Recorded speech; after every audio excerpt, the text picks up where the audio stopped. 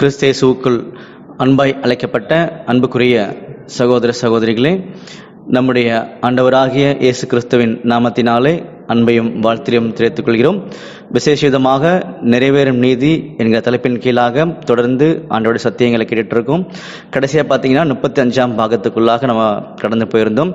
அந்த பாகத்தில் என்ன பார்த்திருந்தோம்னு சொல்லி பார்த்தீங்கன்னா, அறியப்படாத தேவன் என்கிற தலைப்பில் பிதாவாகிய தேவனை குறித்து ஒரு சில காரியங்களை நாம் பார்த்துருந்தோம் இல்லையா. தொடர்ந்து இந்த வாரத்திலையும் 36ஆம் பாகத்துக்குள்ளாக பிதாவாகிய தேவனை குறித்து இன்னும் அதிகமான காரியங்களை உண்மைகளை தெரிந்து கொள்ளப் போகிறோம். தொடர்ந்து இந்த ஒரு காணொலியை கேட்கும்படியாக அன்போடு வேண்டிக் கொள்கிறோம். அன்புக்குரிய சகோதர சகோதரிகளே, நாம் அதில் என்ன பார்த்துருந்தோம்னு சொல்லி பார்த்தீங்கன்னா, அறியப்படாத தேவன் யார், கடவுள் யார். காரணம் என்னன்னு சொல்லி பார்த்தீங்கன்னா, இன்னைக்கு கிறிஸ்தவர்கள் ஆண்டுடைய பிள்ளைகள் கடவுளை பற்றின காரியத்தில் தெளிவாக இருக்கிறாங்கன்னு சொல்லி பார்த்தீங்கன்னா, அவங்களுடைய உள்ளார்ந்த மனசும் அவங்களுடைய பாரம்பரிய அனுபவங்களும் சமூகம் சார்ந்த அனுபவங்களும் மட்டும்தான் சொல்லுதே தவிர வேதம் அதை நிரூபிக்கலை எங்கேயுமே.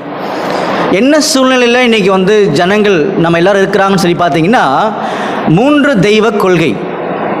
பிதான் ஒருத்தர் இருக்கிறாரு, அவர்தான் குமாரன், அவர்தான் ஆவியானவர். இந்த 3 பேருமே ஒரே ஆள் தான். இந்த ஒருத்தர் தான் 3 பேராக இருக்கிறாங்க. வெவ்வேறு காலப்பகுதியில் கிரியைகள் மூலமாக செயல்பட்டவங்க, சம அந்தஸ்துள்ளவர்கள், சம அதிகாரம் உள்ளவர்கள் அப்படின்னு சொல்லி அநேகர் பேசிட்டு இருக்கிறாங்கன்றது நமக்கு நல்லா தெரியும். ஆனால் நம்முடைய ஆண்டவராக இயேசு கிறிஸ்து அவர் தான் பார்த்தீங்கன்னா விசுவாசத்தை துவக்கிறவர், அவர் தான் விசுவாசத்தை முடிக்கிறவர். அவர் என்ன விசுவாசம் சொல்லியிருக்காருன்னா, எனக்கு அப்பா இருக்கிறார், அது மேலே இருக்கிறார், அவர்கிட்ட தான் என் ஆவி நான் ஒப்பு கொடுத்துருக்கிறேன், அவர் தான் எனக்கு போதிச்சார், நான் ஒன்றும் சுயமாக பேசல, என்ன ஒருத்தர் அனுப்பியிருக்கிறாரு அப்படின்னு சொல்லி நிறைய விஷயங்கள் என்ன பண்ணாருன்னா யோவான் சுவிசேஷம் ஃபுல்லாக பேசினார்.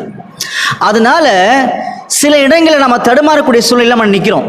இதுதான் உண்மை. ஆக்சுவலாக அப்படி யோசிக்கும் போது பார்த்தீங்கன்னா, அப்போ நம்முடைய ஆண்டவர் இயேசு கிறிஸ்துவினுடைய பிதா யார், நம்முடைய ஆண்டவராக இயேசு கிறிஸ்து யார், அப்போ பரிசுத்த ஆவியானவர்னு சொல்றாங்களே அவர் யார், அப்போ இதை பற்றின உண்மைகள்லாம் நமக்கு தெரியணும்.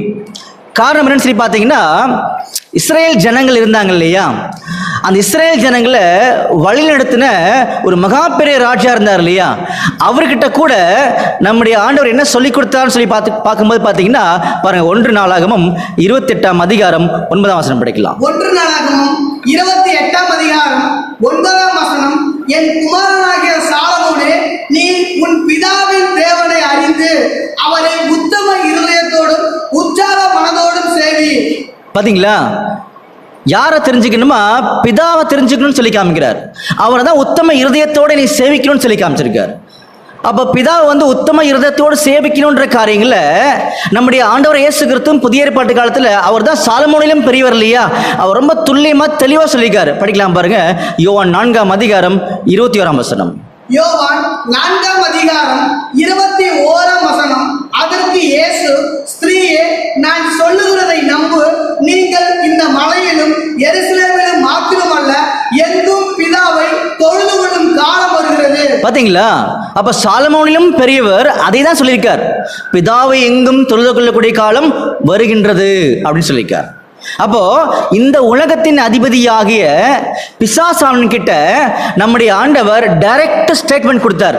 என்ன கொடுத்தாருன்னா படிக்கலாம் பாருங்க, மத்தேயு 4ஆம் அதிகாரம் 10ஆம் வசனம். மத்தேயு 4ஆம் அதிகாரம் 10ஆம் வசனம், அப்பொழுது இயேசு, அப்பாலே போ சாத்தானே, உன் தேவனாகிய கர்த்தரை பணிந்து கொண்டு அவர் ஒருவருக்கே ஆராதனை செய்வாயாக என்று எழுதியிருக்கிறதே என்றார். பாத்தீங்களா, தேவனாகிய கர்த்தரை, பிதாவாகிய தேவனை தான் பணிந்து கொள்ள வேண்டும், அவரை தான் ஆராதிக்க வேண்டும். இந்த ஒரு சத்தியத்துக்கு விசுவாசத்துக்கு எதிராக சாத்தான் அங்க செயல்பட்டான். அதனால நம்முடைய ஆண்டவர் சொன்னாரு, அப்பாலே போ சாத்தானேன்னு சொல்லி காமிச்சார். அப்ப நம்ம என்ன புரிஞ்சுக்கிறோம்னா, சாலமோனிலும் பெரியவராக இருக்கக்கூடிய நம்முடைய ஆண்டவரை இயேசு கிறிஸ்து பிதாவாகிய தேவனை தான் தொழுது கொள்ள வேண்டும், அவரை தான் பணிந்து கொள்ள வேண்டும், அவரை தான் ஆராதிக்க வேண்டும். இந்த அறிவு தான் ரொம்ப முக்கியம் அப்படின்றத நம்முடைய ஆண்டவரே சொன்னார், நம்மகிட்டையும் சொன்னாரு, இஸ்ரேல் ஜனங்கள் மத்தியிலும் சொல்லி காமிச்சார். பாருங்க, ஓசியா 6ஆம் அதிகாரம் 6ஆம் வசனம். ஓசியா 6ஆம் அதிகாரம் 6ஆம் வசனம், பலியை அல்ல இரக்கத்தையும் தகன பலிகளை பார்க்கிலும் தேவனை அறிகிற அறிவையும் விரும்புகிறேன். பாத்தீங்களா, அப்போ தேவனை அறிகின்ற அறிவு தான் ரொம்ப முக்கியன்றதையும் அங்கே சொல்லி காமிக்கிறார். அதில் தான் புதிய ஏற்பாட்டு காலத்தில் அப்போஸ்தலனாகிய பேதுரு கூட நம்முடைய ஆண்டவராக இயேசு கிறிஸ்துவினுடைய வழி நடத்துதலின் அடிப்படையில் அவர் சொன்ன வசனத்தை படிக்கலாம். 2 பேதுரு 1ஆம் அதிகாரம் 2ஆம் வசனம். 2 பேதுரு 1ஆம் அதிகாரம் 2ஆம் வசனம், தேவனையும் நம்முடைய கர்த்தராகிய இயேசுவையும் அறிகிற அறிவினால். பாத்தீங்களா, தேவனையும் நம்முடைய கர்த்தராகிய இயேசுவையும் அறிகின்ற அறிவினால். அப்படின்னா அன்புக்குரிய சகோதர சகோதரிகளே, ஒட்டுமொத்த உலகத்தில் இருக்கக்கூடிய ஆண்டவருடைய பிள்ளைகள் கிறிஸ்தவர்கள் எல்லாருமே பரலோகத்துக்கு போகணுன்றதுதான் எல்லாருடைய விருப்பமா இருக்குது. ஏன்னா அது ஆண்டவருடைய சித்தம், ஆண்டவருடைய விருப்பம். அந்த விருப்பத்தை தான் அநேகர் நேசிக்கிறாங்க. எப்படியாவது நம்முடைய ஆண்டவர் கூட போய் நம்ம சேர்ந்துடணும்னு நேசிக்கிறாங்க இல்லையா? அன்புக்குரிய சகோதர சகோதரிகளே, இந்த இடத்துல தான் நம்முடைய ஆண்டவர் இயேசு கிறிஸ்து எல்லாருக்கும் முக்கியமான உண்மையை மறுபடியும் நினைப்பூட்டுகிறார். யார் பரலோகத்துக்கு போக முடியும் அப்படின்னு சொல்லி பார்த்தீங்கன்னா படிக்கலாம் பாருங்க. மத்தேயு 7ஆம் அதிகாரம் 21ஆம் வசனம். மத்தேயு 7ஆம் அதிகாரம் 21ஆம் வசனம் முதல், பரலோகத்தில் இருக்கிற என் பிதாவின் சித்தத்தின்படி செய்கிறவனே பரலோக ராஜ்யத்தில் பிரவேசிப்பனே அல்லாமல் என்னை நோக்கி கர்த்தாவே கர்த்தாவே என்று சொல்கிறவன் அதில் பிரவேசிப்பதில்லை. பாத்தீங்களா, நம்முடைய ஆண்டவர் இயேசு கிறிஸ்து நீதி தவறாதவர். அவர் கரெக்டா பேசினார். பரலோகத்தில் எங்க அப்பா இருக்கிறார், அவருடைய சித்தத்தின்படி யார் செய்யறாங்களோ, அதன்படி யார் நடக்கிறாங்களோ அவங்க மட்டும்தான் பரலோகத்துக்கு போக முடியுமே தவிர என்ன பார்த்து, அதாவது நம்முடைய ஆண்டவராக இயேசு கிறிஸ்துவை பார்த்து கர்த்தாவே கர்த்தாவேன்னு சொன்னீங்கன்னா யாரும் போக மாட்டீங்கன்றத அவர் தெளிவான ஸ்டேட்மெண்ட் கொடுத்துட்டார். அப்போ நம்முடைய ஆண்டவராக இயேசு கிறிஸ்துவோட வார்த்தைகள் தான் ஜீவனுள்ள வார்த்தைகள். அவர் தான் வழியும் சத்தியமும் ஜீவனமா இருக்கிறார். அப்ப அவர் யோவான் சுவிசேஷம் ஃபுல்லா என்ன பண்றாருன்னா இதைத்தான் முன்னிறுத்திருக்கிறார். எந்த காரியத்தை? எனக்கு அப்பா இருக்கார், அவர் சித்தம் தெரிஞ்சு அதன் மாதிரி நடந்தா மட்டும்தான் நீங்க என்கிட்டயே வர முடியும். காரணம் என்னன்னா, என் பிதா ஒருவனை இழுத்து கொள்ளாவிட்டால் ஒருவனும் என்னிடத்தில் வரான். அப்போ இப்ப நம்ம பார்த்த வசனத்தின் அடிப்படையில் நம்முடைய ஆண்டவராக இயேசு கிறிஸ்து வணங்க சொல்ற பிதா யார், தொழுது கொள்ள சொல்லக்கூடிய அந்த பிதா யார், பணிந்து கொள்ள சொல்லக்கூடிய அந்த பிதா யார், நம்முடைய ஆண்டவராக இயேசு கிறிஸ்துவுடைய பிதா யார்? இதைத்தான் சீஷர்கள்ட்ட என்ன சொல்லி கொடுத்தாருன்னா, பரலோகத்தில் இருக்கிற என் பிதாவின்னு சொல்ல, எங்கள் பிதாவே. நம்ம 2 பேருக்கும் ஒரே அப்பான்னு சொன்னார். அந்த அப்பா யார், அந்த பிதா யார்? அதுதான் அறியப்படாததனுடைய 2ஆம் பாகத்தினுடைய அடிப்படை. அன்புக்குரிய சகோதர சகோதரிகளே, நமக்கு கொடுக்கப்பட்ட time maximum ½ an hour 40 minutes time தான். அதுக்குள்ள எவ்வளோ தூரம் பிதாப்பட்ட அறிவை உங்ககிட்ட நாங்கள் சேர்க்க முடியுமோ அதை நாங்கள் சேர்க்கிறோம். அநேகர் பொறுமையாக கேளுங்க, தயவுசெய்து செவி கொடுத்து கேளுங்க. சந்தேகங்கள் வரலாம், கோபங்கள் வரலாம், வெறுப்புகள் வரலாம், எல்லாம் வரட்டும். வசனத்தை மட்டும் கூர்ந்து கவனிங்க. அப்படி கவனிக்கும் போது ஒரு ஆச்சரியமான உண்மையை என்ன பண்ண முடியும்னா நம்ம பின்பற்ற முடியும். அந்த விசுவாசம் மட்டுமே உலகத்தை ஜெயிக்க பயன்படுத்தக்கூடிய மிகப்பெரிய ஆயுதமாக இருக்கும். அன்புக்குரிய சகோதர சகோதரிகளே, பிதாப்பட்ட அறிவுக்குள்ள நம்ம கடந்து போகலான்னு அடிச்சு பார்க்கணும். ஏன்னா இந்த அறிவு தான் தெய்வீகமான அறிவுன்றதையும் சொல்லி காமிச்சுக்காரு. படிக்கலாமா? 1 கொரிந்தியர் 8ஆம் அதிகாரம் 7ஆம் வசனம் படிங்க. 1 கொரிந்தியர் 8ஆம் அதிகாரம் 7ஆம் வசனம், ஆகிலும் இந்த அறிவு எல்லாரிடத்திலும் இல்லை. பாத்தீங்களா, எல்லார்கிட்டையும் இல்லாத ஒரு அறிவை என்ன பண்ண போறாருன்னா நம்முடைய ஆண்டவர் இயேசு கிறிஸ்து நம்ம கூட பகிர்ந்துக்கிறதுக்காக ரெடியா இருக்கார். பார்க்கலாமா? பிதாகிய தேவனை பற்றி காரியங்களை பார்க்கலாம். அன்புக்குரிய சகோதரர்களே, ஒரு விஷயத்தை ரிமைண்ட் பண்ணிக்கிறேன். 3 கடவுள் இருக்கிறாங்க, 3 பேருமே ஒன்னா இருக்கிறாங்க. வெவ்வேறு காலப்பகுதியில் அவங்களுடைய தகுதியின் அடிப்படையில் கிரியைகளை உலகத்தில் காமிச்சவங்க இப்போ ஒன்னா இருக்கிறாங்கன்ற மாதிரி நிறைய கருத்துக்கள் இருக்குது. பிதா, குமாரன், பரிசுத்த ஆவியானவர், பிதா, சுதன், பரிசுத்த ஆவி, இந்த மாதிரி நிறைய விசுவாசங்கள் இருக்குல்ல. இப்போ இதில் யார் பிதா அப்படின்றது தான் நம்முடைய கொஸ்டின். இல்லை, பிதான்னு ஒருத்தரை பார்க்க ஆரம்பிச்சோம்னா அவருக்கு ஒரு குமாரன் இருக்காரு நமக்கு தெரிய ஆரம்பிச்சிடும். அப்புறமா ஆவியானோட நிலைமை என்னன்றதையும் நம்ம கண்டுபிடிக்க ஆரம்பிச்சிடலாம் பைபிள்ல இருந்து, இல்லையா? அப்போ இயேசு கிறிஸ்து விரும்பக்கூடிய பிதா யார்? அவர் தான் நாம் பணிந்து கொள்ளணும், அவர் தான் ஆராதிக்கணும், அவர் தான் வணங்கணும். அப்போ பிதாவுக்குரிய காரியங்களில் உள்ள கடந்து போகலாம். பிதாவை பற்றி நம்முடைய ஆண்டவர் இயேசு கிறிஸ்து வெளிப்படுத்தின விசேஷமான காரியங்களை குறித்து நம்ம கவனிக்க போகிறோம். ஸோ அவரை பற்றின அறிவுகளை போகிறதுக்காக சில கேள்விகளை வேதத்திலிருந்து எடுக்கப்பட்டிருக்குது. வேதத்திலிருந்து தான் கேள்வி எடுக்கப்பட்டிருக்குது. அந்த கேள்விக்கான பதிலை கண்டுபிடிக்கும் போதே பிதாவை பற்றின அறிவுக்குள்ள நீங்கள் தெளிவாக கடந்து போக முடியும். சரிங்களா? ஸோ சிம்பிளாக கேள்விகள், சிம்பிளாக பதிலை நம்ம கண்டுபிடிக்கலாம். முதல் கேள்வி 2 வகையில் உங்ககிட்ட கேட்குறேன், 2 லாங்குவேஜில், இங்கிலீஷ்லையும் கேட்கலாம், தமிழ்லையும் கேட்கலாம். சரிங்களா?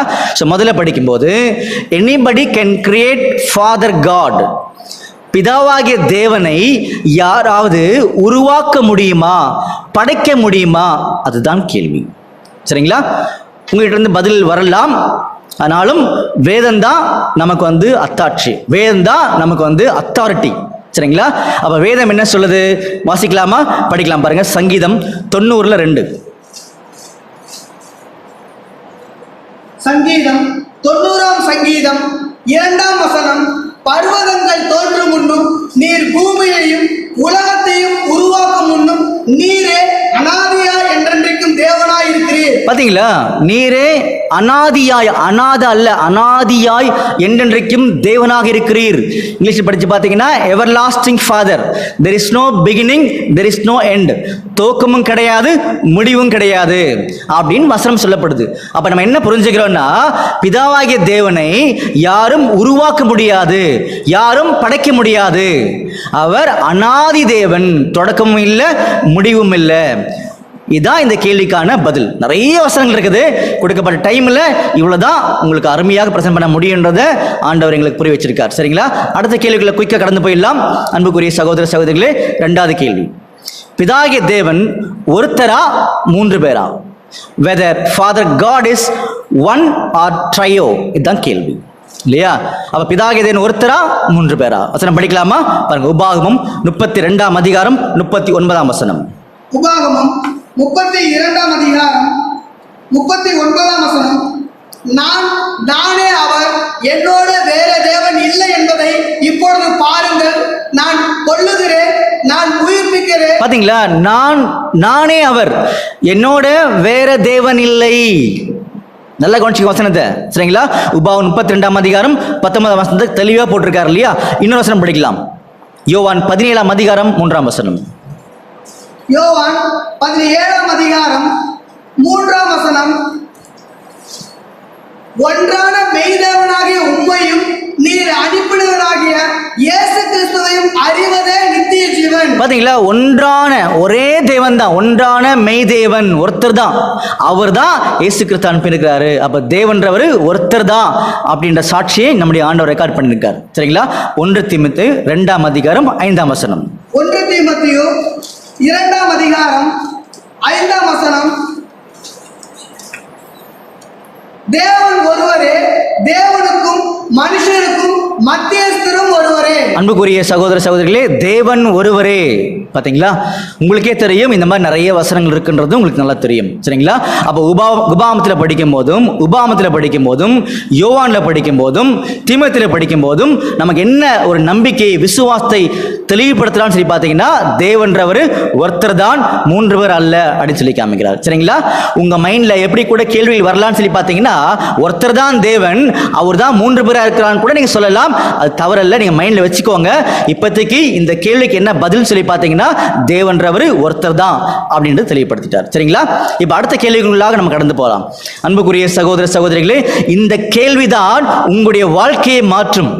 இந்த கேள்விதான் அரணான பட்டணங்களை நிர்மூலமாக்கும். அன்புக்குரிய சகோதர சகோதரிகளே, உலகத்தில் ஒட்டுமொத்த விசுவாசத்தையும் நம்பிக்கையும் உடைக்கக்கூடிய, தகர்த்தெறியக்கூடிய ஒரு முக்கியமான கேள்வி. நல்லா செவி கொடுத்து நிதானமாக கேளுங்கள். அன்புக்குரிய சகோதர சகோதரிகளே, கேள்விகளை கடந்து போலாமா? நல்லா கவனிங்க. whether Father God can die in any situation, any condition, for any reason, for anybody. புரிஞ்சுங்களா? மறுபடியும் சொல்லட்டுமா தமிழ்ல? பிதாவாகிய தேவன் ஒருத்தர் இருக்கிறார், அவர் மரிக்க முடியுமா? எந்த சூழ்நிலையாவது மரிக்க முடியுமா? எந்த தன்மையிலேயாவது மரிக்க முடியுமா? யாருக்காவது மரிக்க முடியுமா? எங்கேயாவது போய் மரிக்க முடியுமா? எந்த காரணத்திற்காவது மரிக்க முடியுமா? அதுதான் கேள்வி. புரிஞ்சுங்களா? கொஞ்சம் யோசிக்கணும். பிதாகிய தேவனை பற்றிய ஒரு கேள்வி கேட்டிருக்கேன், அவர் மரிக்க முடியுமான்னு கேட்டிருக்கேன். எந்த சூழ்நிலை, எந்த தன்மை, எந்த காரணம், எங்கேயாவது போய் யாருக்காவது மரிக்க முடியுமான்றது ஒரு கேள்வி. சரிங்களா? அப்ப அன்புக்குரிய சகோதர சகோதரிகளே, இந்த கேள்விக்கு என்ன பதில்? இதுதான் ஜீவனை கொடுக்கக்கூடிய பதில். படிக்கலாமா? 1 தீமோத்தேயு 6ஆம் அதிகாரம் 16ஆம் வசனம். 1 தீமோத்தேயு 6ஆம் அதிகாரம் 16ஆம் வசனம். ஒருவராய் சாவாமை உள்ளவரும் சேரக்கூடாத ஒளியில் வாசம் பண்ணுகிறவர். பாத்தீங்களா? வசனம் என்ன சொல்லுது நமக்கு? வசனம் தான் அத்தாரிட்டி, அதிகாரம். வசனம் நம்மள வழி நடத்துது. ரொம்ப அருமையா சொல்லிக்கார் நம்முடைய ஆண்டவர் இயேசு கிறிஸ்து. என்ன சொல்லிட்டாரு? உம்முடைய வசனம் என் கால்களுக்கு தீபம். நான் எந்த வழியில போகணுன்றத என் ஆண்டவர் எனக்காக ஜீவனை விட்டவர், அவர் முடிவு செய்யணும் என் வாழ்க்கையை அப்படின்னு சொல்லி இங்க சொல்லப்படுது. அப்ப வசனம் என்ன சொல்லுதுன்னா, நம்ம கேட்ட கேள்விக்கு பிதாகிய மறிக்க முடியுமான்னு கேட்டோம் கேள்வியை ஆண்டவர் என்ன பதில் சொல்றாருன்னா, தீமோத்தேயுகிட்ட சொல்லும் போது அருமையா பேசி காமிச்சார். பிதாகிய தேவன் ஒருவராய் சாவாமை உள்ளவர். அப்ப பிதாகிய தேவன் மரணம் சொல்லக்கூடிய அந்த ஒரு தன்மையோ அந்த ஒரு திட்டமோ அந்த ஒரு செயல்பாடோ யார் அணுகாதான்? பிதாவை அணுகாது. ஏன்னா அவர் சாவாமை உள்ளவர். அநேகருடைய மைண்ட்ல சில கேள்விகள் அப்படியே நெருப்பா பறக்கலாம். என்ன பறக்கலாம்னா, நம்முடைய ஆண்டவர் இயேசு கிறிஸ்து மரித்தார், ஆனா உயிர் தெழுந்துட்டார், அவரை பத்தி அங்க பேசப்பட்டிருக்குன்னு சொல்லலாம். ஆனா கேள்வி என்னன்னு சொல்லி பார்த்தீங்கன்னா, பிதாகிய தேவன் மரிக்க முடியுமா? எந்த சூழ்நிலையாவது எந்த தன்மையிலாவது யாருக்காவது எந்த காரணத்திற்காவது எங்கேயாவது போய் மரிக்க முடியுமான்னு தான் கேள்வி. ஆனால் பிதாகிய தேவனை பற்றி நம்முடைய ஆண்டவராக இயேசு கிறிஸ்து சொல்லும் போது, அவர் எந்த சூழ்நிலையும் எந்த காரணத்திற்கும் யாருக்காவது எங்கேயாவது போய் மரிக்க வேண்டிய அவசியமும் கிடையாது. ஏன்னா மரணம் அப்படின்ற சட்டம் அவருக்கு செல்லுபடியாகாது. காரணம் என்னால் அவருடைய தன்மை சாகாமை உள்ளவர். யார் மட்டும்தான் மரிக்க முடியும்னா, மரண சாஸ்திரம் எழுந்தார் பாத்தீங்களா, அவர் மட்டும்தான் மரிக்க முடியும். படிக்கலாமா? படிங்க. எபிரேயர் 9ஆம் அதிகாரம் 16ஆம் வசனம் முதல். ஏனென்றால் எங்கே மரண சாசனம் உண்டோ அங்கே அந்த சாசனத்தை எழுதினுடைய மரணமும் உண்டாக வேண்டும். பாத்தீங்களா? அப்ப மரண சாசனத்தை எழுதினது யார்? நம்முடைய ஆண்டவராக இயேசு கிறிஸ்து தான் மரண சாஸ்திரத்தை எழுதினார். அதனால் தான் அவர் மரிக்க வேண்டிய கட்டாயம் அங்க இருந்துச்சு. நிறைய காரணங்கள் இருக்குது. இது one of the fundamental reason. எபிரேயர்ல படிச்ச வசனங்கள் இல்லையா? அப்படின்னா பிதாகிய தேவனை குறித்து நாம் பார்த்துட்டு இருக்கிறோம். பிதாகிய தேவன் சாவாமை உள்ளவர். நம்முடைய ஆண்டவர் இயேசு கிறிஸ்து பத்தி நீங்க நினைக்கும் போது, அவர் ஏதோ ஒரு சூழ்நிலையில ஏதோ ஒரு காரணத்துக்காக ஏதோ ஒரு இடத்துல அவர் மரித்திருக்கிறார். 3ஆம் நாள் உயிர் தெழுந்தார். ஆனால் 3 நாள் இந்த பூமிக்கு உள்ள பூமியின் இருதயத்தில் தான் அவர் இருந்தார். அப்ப மரணம் அவரை நெருங்கி இருக்குது. அந்த மரணத்திலிருந்து நம்முடைய ஆண்டவர் இயேசு கிறிஸ்துவை தேவன் தான் எழுப்பினார். நல்லாவே தெரியும் பாருங்க, ரோமர் 10ஆம் அதிகாரம் 9ஆம் வசனம். ரோமர் 10ஆம் அதிகாரம் 9ஆம் வசனம் என்னவென்றால், கர்த்தராகிய இயேசுவை நீ உன் வாயினாலே அறிக்கையிட்டு தேவன் அவரை மரித்தோர்ந்து எழுப்பினார் என்று உன் இருதயத்திலே விசுவாசித்தார். பாத்தீங்களா? தேவன் தான் நம்முடைய ஆண்டவர் இயேசு கிறிஸ்துவை மரித்தோர்ந்து எழுப்பினார். அப்போ மரணம் சொல்லக்கூடிய ஒரு சட்டம் நம்முடைய ஆண்டவர் இயேசு கிறிஸ்துக்கு அப்ளை ஆயிருக்குது. ஆனால் மரணம் சொல்லக்கூடிய சட்டம் நாம் பார்த்து கொண்டிருக்கக்கூடிய பிதாவுக்கு எந்த சூழ்நிலையிலுமே அப்ளை ஆகாது. அவருடைய தன்மை சாவாமை உள்ளவர். அப்படின்னா நம்முடைய பிதாகிய தேவன் வேற, நம்முடைய ஆண்டவராக இயேசு கிறிஸ்து வேற. 2 பேரும் ஒரே ஆள் அல்ல. அதனால்தான் அன்புக்குரிய சகோதர சகோதரிகளே, நம்முடைய ஆண்டவராக இயேசு கிறிஸ்து ரொம்ப தெளிவா நம்பிக்கையோட விசுவாசத்தோட உறுதியா சொல்லி காமிச்சார். என்னன்னா, என் பிதா எங்க அப்பா இருக்காருல்ல, அவர் என்னிலும் பெரியவர், எங்க அப்பா என்னை விட ரொம்ப பெரியவர் சொல்லி காமிச்சார். புரிஞ்சுங்களா? அப்ப பிதாகிய தேவன் மரிக்க முடியாது. அப்ப அந்த பிதா யார்? அதுதான் கேள்வி. அன்புக்குரிய சகோதர சகோதரிகளே, இந்த கேள்விக்கான வசனங்கள் நிறைய இருந்தா கூட நம்மளுக்கு டைம் அலோவ் பண்ணல. இதோட முடிக்கலாம், அடுத்த கேள்விக்குள்ள கடந்து போகலாம். சரிங்களா? அப்படின்னா நம்முடைய ஆண்டவராக இயேசு கிறிஸ்து யார், அவரை பற்றிய உண்மைகள் என்ன, இதெல்லாம் தெரியாதனாலதான் உலகத்துக்குள்ள அநேக விசுவாச கூட்டங்கள், விசுவாச சபைகள் பெருகிடுச்சு. யெகோவாவின் சாட்சிகள் ஒரு கூட்டம் தனியா இருக்கிறாங்க. CSI பெண்டகாஸ்ட் 7th டே 8th டே இல்லையா, ஒரு கூட்டம் தனியா இருக்கிறாங்க. நிறைய கிறிஸ்தவர்கள் சபைகள் நாளுக்கு நாள் பெருகி கொண்டிருக்கிறது. அப்படின்னா நம்முடைய பிதாகிய தேவனை பற்றிய உண்மைக்குள்ள 3-4 வசனங்கள் தான் கடந்து வந்திருக்கிறோம் இல்லையா? இன்னும் அநேக வசனங்கள் இருக்குது. நம்முடைய ஆண்டவர் இயேசு கிறிஸ்துவை பற்றின மலை மாதிரி பிரம்மாண்டமான வசனங்கள் உள்ள இருக்குது, கண்டுபிடிக்கணும் இல்லையா? கொஞ்சம் பொறுமையா இருங்க.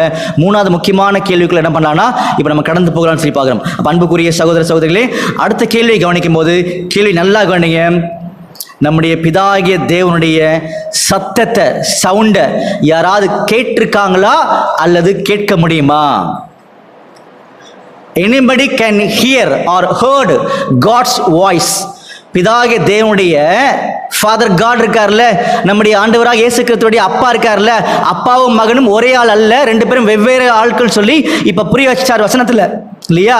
அப்போ பிதாகிய தேவன் சொல்றோம்ல, நம்முடைய ஆண்டவர் இயேசு கிறிஸ்து அப்பான்னு சொல்றோம்ல, அவருடைய சத்தத்தை யாராவது கேட்டிருக்காங்களா அல்லது கேட்க முடியுமா? அதுதான் கேள்வி.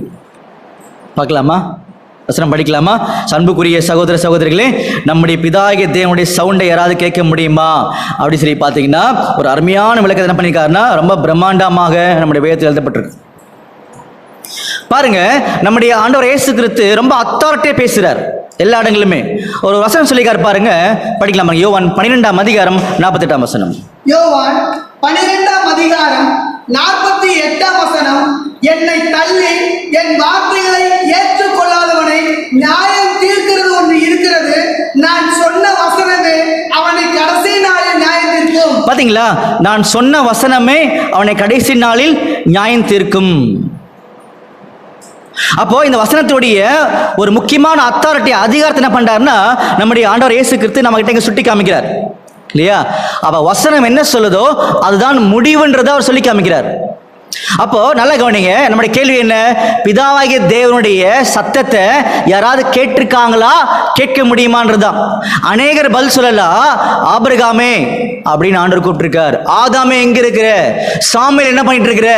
இப்படி நிறைய சவுண்ட் வந்திருக்குல்ல. சில பேர் சொல்லலாம், நம்முடைய ஆண்டவர் இயேசு கிறிஸ்து ஞானஸ்தானம் எடுத்து கரையேறி வரும்போது கூட மேலேருந்து ஒரு சவுண்ட் வந்துச்சுன்னு சொல்லலாம். இப்படி அநேக சாட்சிகளை நீங்க கண்ணுக்கு முன்னாடி கொண்டு நிறுத்தினா கூட எல்லாத்துக்கு மேல மிகப்பெரிய சாட்சியா, டாப் மோஸ்ட் அத்தாரிட்டி நம்முடைய ஆண்டவர் இயேசு கிறிஸ்தானே. அவர் ஒரு பெரிய சாட்சி கொடுத்திருக்கிறார். அவருடைய சாட்சிக்கு மிஞ்சின சாட்சிகளே நம்மளுக்கு கிடையாது இல்லையா? அப்போ அவர் எதை குறித்து சாட்சி கொடுக்கிறாருன்னா, இப்ப நம்ம கேட்ட கேள்வி குறித்து யூதர்கள் மத்தியில அவர் அருமையான வார்த்தைகளை தெளிவா பேசினார். படிக்கலாமா? பாருங்க, யோவான் 5ஆம் அதிகாரம் 37ஆம் வசனம். யோவான் 5ஆம் அதிகாரம் 37ஆம் வசனம். என்னை அனுப்பின பிதாதாமே என்னை குறித்து சாட்சி கொடுத்திருக்கிறார். நீங்கள் ஒரு காலம் அவர் சத்தத்தை கேட்டதும் இல்லை, அவர் ரூபத்தை கண்டதும் இல்லை. பாத்தீங்களா? யூதர்கள் மத்தியில் பேசும்போது என்னை அனுப்பின பிதா தாமே என்னை குறித்து சாட்சி கொடுத்திருக்கிறார். நீங்கள் ஒரு காலம், நெவர் அப்படின்னு சொன்னார். நல்லா புரிஞ்சுக்கோங்க, நீங்கள் ஒரு காலம், எந்த காலத்திலுமே கிடையாதுன்னு சொல்லிட்டார். இங்கிலீஷ்ல படிச்சு பாருங்க, நெவர், எந்த காலத்திலுமே கேட்டதில்லைன்னு சொல்லிட்டார். சில பேர் என்ன நினைக்கலாம்னா, இது அந்த கால பகுதியில் யூதர்கள் மத்தியில் பேசப்பட்ட காரியங்கள் சொல்லலாம் இல்லையா? அன்புக்குரிய சகோதர சகோதரிகளே, இந்த வேத வாக்கியங்கள்லாம் நாம் அறிந்து கொள்ளும்படியாக தான் நம்முடைய ஆண்டவர் இயேசு கிறிஸ்து பேசியிருக்கிறார். இதை நிரூபிக்கிறதுக்கு நிறைய சாட்சிகள் இருக்குது. உதாரணத்துக்கு நீங்க கேட்கறதுனால ஒரு வசனத்தை உங்க கண்ணுக்கு முன்னாடி இப்ப நான் காமிக்கிறேன். படிக்கலாமா? பாருங்க, கலாத்தியர் 3ஆம் அதிகாரம் 8ஆம் வசனம். கலாத்தியர் 3ஆம் அதிகாரம் 8ஆம் வசனம். மேலும் தேவன் விசுவாசத்தினாலே புறஜாதிகளை நீதிமான்கள் ஆக்குகிறார் என்று வேதம் உண்டாக கண்டு உனக்குள் சகல ஜாதிகளும் ஆசீர்வதிக்கப்படும் என்று ஆபிரகாமுக்கு சுவிசேஷமாய் முன்னறிவித்தது. பாத்தீங்களா? ஆபிரகாம் கிட்ட சுவிசேஷமா என்ன சொல்லிருக்காருன்னா, புறஜாதிகள் ஆசீர்வதிக்கப்படுவாங்கன்னு சொல்லியிருக்கார். அப்போ ஆபிரகாம் கிட்ட நம்முடைய ஆண்டவர் சொன்ன வார்த்தையிலேயே யாரை மைண்ட்ல வச்சு பேசியிருக்காருன்னா, புறஜாதிகளை மைண்ட்ல வச்சு பேசியிருக்கிறார். அப்ப இந்த வேத வசனங்கள் நமக்காக கொடுக்கப்பட்டது, உலகத்தின் முடியல கூட நமக்காக எழுதப்பட்ட காரியங்கள். அன்புக்குரிய சகோதர சகோதரிகளே, இந்த வேதம் தெளிவாக கொடுக்கப்பட்டிருக்கிறது. நம்முடைய ஆண்டவர் சொல்லிட்டாரு, பிதாகிய தேவனுடைய சவுண்ட் யாராவது கேட்க முடியும்னா எந்த காலத்திலையும் கேட்க முடியும்னு சொல்லிட்டார். அப்பேற்பட்ட பிதாதான் நமக்கு இருக்கிறார். அன்புக்குரிய சகோதர சகோதரிகளே, உங்களுக்கு இருக்கக்கூடிய சந்தேகங்கள் நியாயமான சந்தேகங்கள். அப்போ ஆதாம்கிட்ட பேசினது யாரு? ஆபிரகாம்கிட்ட பேசினது யாரு? மோசேகிட்ட பேசினது யாரு? சாமுவேல்கிட்ட பேசினது யாரு? நீங்க கேட்குறீங்க இல்லையா? அதுக்கும் உறுதியான துல்லியமான பதில் வேதத்தில் கொடுக்கப்பட்டிருக்குது. பொறுத்திருங்கள், பார்ப்போம். அப்ப இந்த கேள்விக்கான பதில் இதோட முடிவடைகிறது. ஏன்னா டாப் மோஸ்ட் அத்தாரிட்டி இந்த உலகத்தில் யாரா? நம்முடைய ஆண்டவர் இயேசு கிறிஸ்து. அவர் சொல்லிட்டார், என் பிதாவுடைய சவுண்டை கேட்டதே கிடையாதுன்னு சொல்லிட்டார். அப்ப பிதாவுடைய சவுண்டை எந்த காலத்திலுமே எந்த மனுஷனும் கேட்டதே கிடையாது. கேள்வியும் முடிஞ்சது, பதிலும் முடிந்தது. அடுத்த கேள்விக்குள்ள கடந்து போகலாம். அன்புக்குரிய சகோதர சகோதரிகளே, நெக்ஸ்ட் கொஸ்டின், பிதாகிய தேவனை யாராவது பார்த்திருக்காங்களா அல்லது பார்க்க முடியுமா? அதான் கேள்வி. பிதாவாகிய தேவனை, ஃபாதர் காட் இருக்கார்ல, அவரை யாராவது பார்த்திருக்காங்களா அல்லது பார்க்க முடியுமான்றது என்னுடைய கேள்வி. பார்க்கலாமா? படிக்கலாமா? கொலோசியர் 1ஆம் அதிகாரம் 15ஆம் வசனம். கொலோசியர் 1ஆம் அதிகாரம் 15ஆம் வசனம். அவர் அதிர்சனமான தேவனுடைய தற்சுரூபமும் சர்வ சிருஷ்டிக்கும் முந்தின பேருமானவர். பாத்தீங்களா, இந்த இடத்துல நம்முடைய ஆண்டவர் இயேசு கிறிஸ்து குறித்து அப்போஸ்தலனாகிய பவுல் விட்னஸ் பண்ணும்போது ஒரு வார்த்தையை பேசிட்டார். கொஞ்சம் நல்லா கவனிங்க, மறுபடியும் படிங்க. கொலோசையர் 1:15 அவர் அதிர்சனமான தேவனுடைய தற்சுரூபமும். பாத்தீங்களா, அவர் அந்த இடத்துல அவர் யாருன்னா நம்முடைய ஆண்டவராக இயேசு கிறிஸ்து. அவர் அதரிசனமான தேவன். பாத்தீங்களா வார்த்தைய, அதரிசனமான தேவன், இன்விசிபிள் காட். அப்போ நம்முடைய ஆண்டவராக இயேசு கிறிஸ்து யாருன்னா இன்விசிபிள் காட் ஒருத்தர் இருக்கார் இல்லையா, அவர் தான் அதரிசனமானவர், பார்க்க முடியாதவர். அவருடைய தற்சொரூபம் தான் நம்முடைய ஆண்டவராக இயேசு கிறிஸ்து. அப்ப நம்ம என்ன கேள்வி கேட்டிருந்தோம் அப்படின்னா, பிதாகிய தேவனை யாராவது பார்க்க முடியுமான்னு ஒரு கேள்வி வரும்போது, பிதாகிய தேவன் இன்விசிபிள் காட், அவரை யாருமே பார்க்க முடியாது. புரிஞ்சுங்களா? இன்னொரு வசனம் படிக்கலாமா? படிக்கலாம் பாருங்க. 1 தீமோத்தேயு 6:16.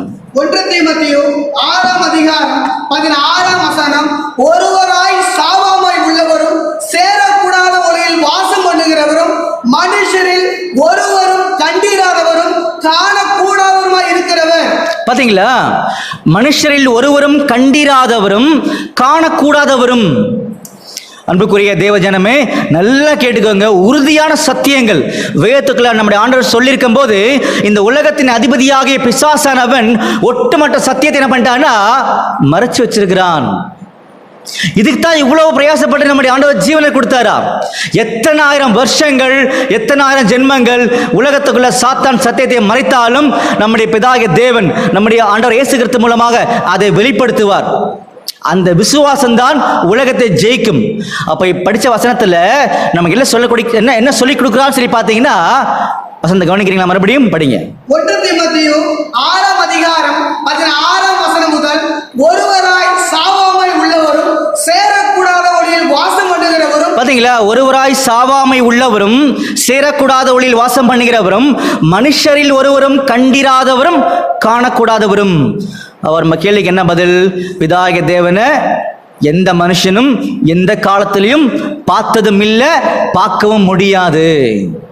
அதுதான் பதில். அப்ப அன்புக்குரிய தேவஜனமே, இப்பேற்பட்ட தெய்வீகமான நாம யோசிக்க முடியாத அளவுக்கு இருக்கக்கூடிய பிரம்மாண்டமான இந்த குணலட்சணம் இருக்கு இல்லையா, எந்த குணாதிசயம், எந்த குணலட்சணம் பிதாகிய தேவனை யாராவது படைக்க முடியுமா, உருவாக்க முடியுமா? இல்ல. ஏன்னா அவர் எப்படிப்பட்டவர்? எவர்லாஸ்டிங் ஃபாதர், தொடக்கமும் இல்லை முடிவும் இல்லை. நம்பர் 1. ரெண்டாவது, பிதாகிய தேவன் ஒருத்தரா 3 பேரா? அவர் ஒருத்தர் தான். வசனம் பார்த்தோம். 3வது கேள்வி தான் ரொம்ப முக்கியமான கேள்வி. பிதாகிய தேவன் மறிக்க முடியுமா? எந்த சூழ்நிலையாவது, எந்த தன்மையிலேயாவது, யாருக்காவது எங்கேயாவது போய் மறிக்க முடியுமா? முடியவே முடியாதுன்னு சொல்லி நம்முடைய ஆண்டவர் சொல்லிட்டாரு. காரணம் என்னன்னா, அவர் சாவாமை உள்ளவர் சொல்லி காமிச்சார். அடுத்து என்ன பார்த்தோம்? பிதாகிய தேவனுடைய சவுண்டை கேட்க முடியுமா அப்படின்னு சொல்லி பார்த்தோம். பிதாகிய தேவனுடைய சவுண்டை கேட்கவே முடியாது அப்படின்னு வசனம் படிச்சோம். நம்முடைய ஆண்டவர் சொல்லி கொடுத்தாரு. பிதாகிய தேவனை ரூபத்தை பார்க்க முடியுமா, பார்த்திருக்காங்களா அப்படின்னு கேள்வி கேட்டோம் இல்லையா? நம்முடைய ஆண்டவர் அதுக்கும் உறுதியான பதில, நம்பிக்கைய, விசுவாசத்தை நம்ம கிட்ட கடத்தினார். என்ன சொல்றாருன்னா, பிதாகிய தேவனை ஒருவனும் ஒரு காலம் கண்டதில்லை. அப்ப அவரை யார் வெளிப்படுத்தினா பூமியில? படிக்கலாமா? யோவான் 1:18. யோவான் 1:18 தேவனை ஒருவனும் ஒரு காலம் கண்டதில்லை, பிதாவின் மடியில் இருக்கிற ஒரே பேரான குமாரனே அவரை வெளிப்படுத்தினார். பாத்தீங்களா அன்புக்குரிய சகோதர சகோதரிகளே, தேவனை ஒருவனும் ஒரு காலம் கண்டதில்லை, பிதாவின் மடியில் இருக்கிற ஒரே பேரான குமாரன் தான் அவரை வெளிப்படுத்தி காமிச்சார். அந்த பிதாதான், வெளிப்படுத்தப்பட்ட பிதாதான் உலகத்துக்குள்ள மறைக்கப்பட்டிருக்கிறார். அன்புக்குரிய தேவஜனமே, இந்த மறைபொருளான காரியங்களை நாம் தெரிந்து கொள்ள வேண்டும் என்றுதான் நம்முடைய ஆண்டவர் இயேசு கிறிஸ்து ரொம்ப பிரயாசப்பட்டார். எத்தனை ஆயிரம் வருஷங்கள் சாத்தான் மறைச்சாலும் வெளியில வரும் சொன்னார். பாருங்க, லூக்கா 8:17. லூக்கா 8:17 வெளியரங்கம் ஆகாத ரகசியமும் இல்லை, அறியப்பட்டு வெளிக்கு வராத மறைபொருளும் இல்லை. பாத்தீங்களா, என்னைக்கானாலும் அது வெளியே வந்துடும் சொல்லி காமிச்சார். காரணம் என்னன்னா, இதுக்குத்தான் அப்போஸ்தலனாகிய பவுல் ஜெபம் பண்ணாராம். பாருங்க, படிக்கலாம் பாருங்க. எபேசியர் 1:19. எபேசியர் 1:19 தாம் கிறிஸ்துவை மரித்தோரிலிருந்து எழுப்பி அவரிடத்தில் நடப்பித்த தமது பலத்த சத்துவத்தின் வல்லமையின்படியே விசுவாசிக்கிறவர்களாகிய நம்மிடத்திலே காண்பிக்கும் தம்முடைய வல்லமையின் மகா மேன்மையான மகத்துவம் இன்னதென்றும் நீங்கள் அறியும்படிக்கு அவர் உங்களுக்கு பிரகாசமுள்ள மனக்கண்களை கொடுக்க வேண்டும் என்று வேண்டிக் கொள்கிறேன். பாத்தீங்களா, எபேசியர் 1:19 தெளிவா சொன்னார். நம்முடைய மனக்கண் திறக்கப்பட வேண்டும், பிரகாசமுள்ள மனக்கண் வேண்டும். இன்னைக்கு எல்லாரும் சொல்றாங்க, அன்புக்குரிய தேவஜனமே, ஒட்டுமொத்த உலகத்தில் கூடிய ஆண்டவருடைய பிள்ளைகள் சொல்றாங்க, நாங்க ஆண்டவரை எங்கள் இருதயத்தில் வச்சிருக்கிறோம், அவர் தான் பணிந்து கொள்றோம், அவர் தான் வணங்கணும் சொல்றாங்க. ஆனா ஆண்டவர் சொல்றார், பிதாவை வணங்கணும், அவரை தொழுது கொள்ளணும் இல்லையா? அப்ப நம்ம இருதயத்துக்குள்ள ஆண்டவரை எப்படி வச்சிருக்கணும் தெரியுமா அப்படின்னு ஒரு கேள்வி வரும்போது அவர் அருமையா சொல்லி காமிக்கிறார். படிக்கலாம் பாருங்க, எபேசியர் 3:17. எபேசியர் 3:17 விசுவாசத்தினாலே கிறிஸ்து உங்கள் இருதயங்களில் வாசமாய் இருக்கவும். பாத்தீங்களா, விசுவாசத்தினால. எந்த விசுவாசத்தினால? பிதாவை பற்றிய விசுவாசத்தை நம்முடைய ஆண்டவர் இயேசு கிறிஸ்து சொல்லி கொடுத்திருக்கிறார். அவர் சொல்லிக் கொடுத்த விசுவாசின் அடிப்படையில தான் நாம் அவரை பின்பற்ற முடியும். அப்படி பின்பற்றும் போதுதான் அவர் இருதயத்தில் நமக்கிடும், நம்ம இருதயத்திலே அவர் வருவார். அன்புக்குரிய தேவஜனமே, இப்ப நம்ம கேட்ட கேள்வியின் அடிப்படையில் பிதாகிய தேவனை யாரும் படைக்க முடியாது, உருவாக்க முடியாது. அவர் ஒருத்தர் தான், அவர் மறிக்க முடியாது, அவரை யாரும் பார்த்ததில்லை, அவருடைய சவுண்டை கேட்டதில்லை. அப்ப இப்பேற்பட்ட குணலட்சத்திற்கு சொந்தக்காரராகிய அந்த பிதாவுக்கு ஈக்குவலா, சரிசமமா யாராவது இருக்கிறாங்களா? அதுதான் அடுத்த கேள்வி. கேள்வி புரிஞ்சுங்களா? நல்லா கவனிச்சுக்கோங்க. நாம பார்த்த இந்த குணாதிசயத்துக்கு ஈக்குவலா, சரிசமமா யாராவது இருக்கிறாங்களா அப்படின்னு கேட்டீங்கன்னா வசனம் படிக்கலாமா? 2 சாமுவேல் 7:22. 2 சாமுவேல் 7:22. 22 ஆகையால் தேவனாகிய கர்த்தரே நீர் பெரியவர் என்று விளங்குகிறது, நாங்கள் எங்கள் காதுகளாலே கேட்ட சகல காரியங்களின்படியேயும் தேவனுக்கு நிகரானவர் இல்லை. பாத்தீங்களா என்ன சொல்லிட்டார் வசனத்துல? உங்களுக்கு நிகரானவர் யாருமே கிடையாது. அப்படின்னா உங்களுக்கு ஈக்குவலா, சரிசமமா யாருமே கிடையாது. நாங்க இப்ப எங்க காதல்ல கேட்டிருக்கிறோம். என்ன புரிஞ்சிருக்கோம்னா, நம்முடைய ஆண்டவராய் இயேசு கிறிஸ்து மரித்திருக்கிறார். பிதாகிய தேவன் மரிக்க முடியாது இல்லையா? அப்படின்னா நம்முடைய பிதாகிய தேவனுக்கு ஈக்குவலா, சரிசமமா யாருமே இல்லை. அவர் தான் எல்லா தேவர்களுக்கும் மேலான தேவன், சர்வ வல்லமுள்ள தேவன் அப்படின்னு வேதம் அடையாளம் காமிக்குது நமக்கு. இதைத்தான் நம்முடைய ஆண்டவர் இயேசு கிறிஸ்து சமாரிய ஸ்திரீகிட்ட சொன்னார், பிதாவை எங்கும் தொழுது கொள்ளக்கூடிய காலம் வருகின்றது அப்படின்னு சொல்லி காமிச்சார் இல்லையா? அப்ப எல்லா தேவர்களுக்கும் மேலான தேவன் நம்முடைய பிதாவாகிய சர்வ வல்லமுள்ள தேவன். அவர் தான் நம்முடைய ஆண்டவராக இயேசு கிறிஸ்துவுடைய தேவன். வசனம் படிக்கலாமா? படிக்கலாம் பாருங்க. உபாகமம் 10:17. உபாகமம் 10:17. உங்கள் தேவனாகிய கர்த்தர் தேவாதி தேவனும் கர்த்தாதி கர்த்தரும் மகத்துவமும் வல்லமையும் பயங்கரமான தேவனுமாய் இருக்கிறார். பாத்தீங்களா? தேவாதி தேவன், கர்த்தாதி கர்த்தர், மகத்துவமான தேவன். இப்பேற்பட்ட தேவனை தான் இந்த உலகம் அறியவில்லை. அன்புக்குரிய தேவஜனமே, இன்னொரு வசனம் படிக்கலாம் பாருங்க. புதிய ஏற்பாடு 1 கொரிந்தியர் 8:5 படிங்க. 1 கொரிந்தியர் 8:5 முதல் வானத்திலேயும் பூமியிலேயும் தேவர்கள் எனப்படுகிற உண்டு, இப்படி அநேக தேவர்களும் அநேக கர்த்தாக்களும் உண்டாயிருந்தாலும் பிதாவாகிய ஒரே தேவன் நமக்கு உண்டு, அவராலே சகலமும் உண்டாயிருக்கிறது. பாத்தீங்களா அன்புக்குரிய சகோதர சகோதரிகளே, பிதாவாகி ஒரு தேவன் இருக்கிறார். இந்த தேவனை குறித்து தான் நம்முடைய ஆண்டவராக இயேசு கிறிஸ்து அவ்வளோ பாடுகள் பட்டு, அவமானப்பட்டு, வேதனைப்பட்டு, ரத்தம் சிந்தி பிதாவை குறித்து சாட்சி கொடுத்தார். அப்படி சாட்சி கொடுக்கும்போது பிதாவை அவர்கள் அறியவில்லை, ஏற்றுக்கொள்ளவில்லை. அதுதான் இன்றைக்கு உலகத்தினுடைய நிலைமையும். படிக்கலாமா பாருங்க, யோவான் 8:27. யோவான் 8:27. பிதாவை குறித்து பேசினார் என்று அவர்கள் அறியாதிருந்தார்கள். பாத்தீங்களா, பிதாவை குறித்து பேசினார் என்று அவர்கள் அறியாதிருந்தார்கள். அப்ப அன்புக்குரிய சகோதர சகோதரிகளே, பிதாவை குறித்து ஒரு சில வசனங்கள்ல தெளிவாக நம்முடைய ஆண்டவர் சுட்டி காமிச்சார். அந்த வசனங்களை நம்ம தெரிஞ்சிருக்கிறோம். அப்படின்னா இப்பேற்பட்ட குணாதிசயங்களுக்கு சொந்தக்காரராகிய நம்முடைய ஆண்டவராக இயேசு கிறிஸ்துவுடைய பிதா யார், நாம் தொழுது கொள்ள வேண்டிய, வணங்க வேண்டிய, பணிந்து கொள்ள வேண்டிய பிதா யார், நம்முடைய ஆண்டவர் இயேசு கிறிஸ்து வணங்கின, பணிந்து கொண்ட, தொழுது கொண்ட பிதா யார், அந்த பிதா யார் அப்படின்றதா இவ்வளவு நேரம் வசனத்தை பார்த்தோம் இல்லையா. அவரை குறித்து கடைசியா ஒரே ஒரு தெளிவுகள் நாம் பார்க்க வேண்டியிருக்குது. அதை அடுத்த காணொளியில் நாம் சந்திக்கலாம். அன்புக்குரிய சகோதர சகோதரிகளே, பொறுமையோடு கேட்டவங்க அனைவரையும் நம்முடைய ஆண்டவர் இயேசு கிறிஸ்து தாமே ஆசீர்வதிப்பாராக. ஆமென்.